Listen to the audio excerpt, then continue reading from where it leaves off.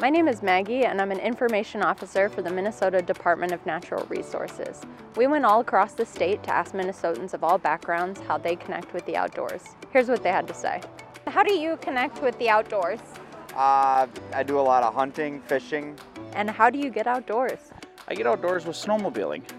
My wife and myself and my two kids really enjoy getting outside and seeing Minnesota during the winter. I actually happen to live on a hobby farm. So we have cows and chickens right now. We do pigs every other year.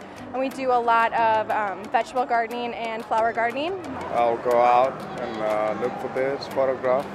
Not only birds, but wildlife in general. Right now, me and my wife really, we walk the trails a lot.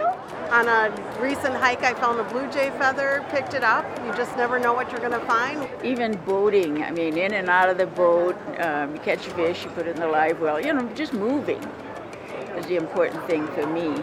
Walking through the trees along the river, biking outside, cross-country ski, all of that stuff is really fun. The thrill of catching a fish and then letting it go, and then watching it go bigger and then catching it again. Being near the water is relaxing. It is. Calming. We've been to several campsites throughout. Yeah. O'Brien is one of my favorites. That's over in Stillwater area, north of Stillwater. In the fall time when hunting and ricing all comes around, it's just one of my favorite times. And I just remember as a kid how the reservation smells of harvested rice with all the families doing it and hearing the ducks on the lake. I mean, that's probably some of my favorite memories. Do a lot of ice fishing as well, and some snowshoeing and things like that. I love being on ATVs and being outdoors, on the trails, in the forest. And how do you connect with the outdoors?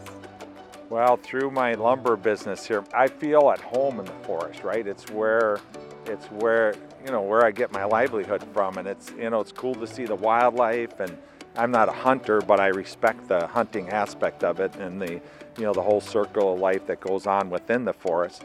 It's a part of me everywhere I go. So even when I travel, it's about where can we go hiking, where can we go out into nature, where can we just kind of be in a very peaceful place. We do anything that gets us out of the concrete jungle.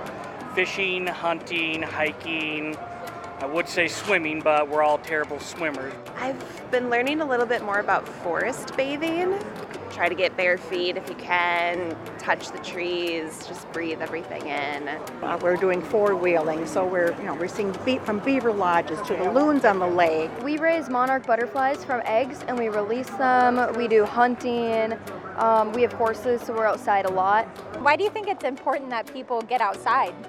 Because they need to see that the world is bigger than indoors. When you really look at the outdoors in the woods, I mean, it provides everything you need. Sometimes when I'm in the woods, it seems overwhelming with how much abundance of everything there is when you really know what you're looking for.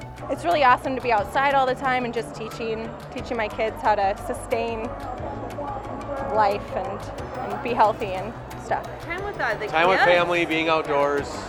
Yeah, it's a huge deal because you can just sit and talk.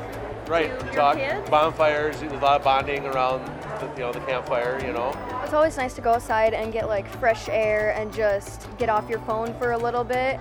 The outdoors is totally my solace. I'm heavily involved in the sled dog industry as well as growing up in rural Minnesota. It has been absolutely my peace and quiet and has led me in the direction for my career as well as my entertainment. So I connect with nature on so many levels and it's so important to me.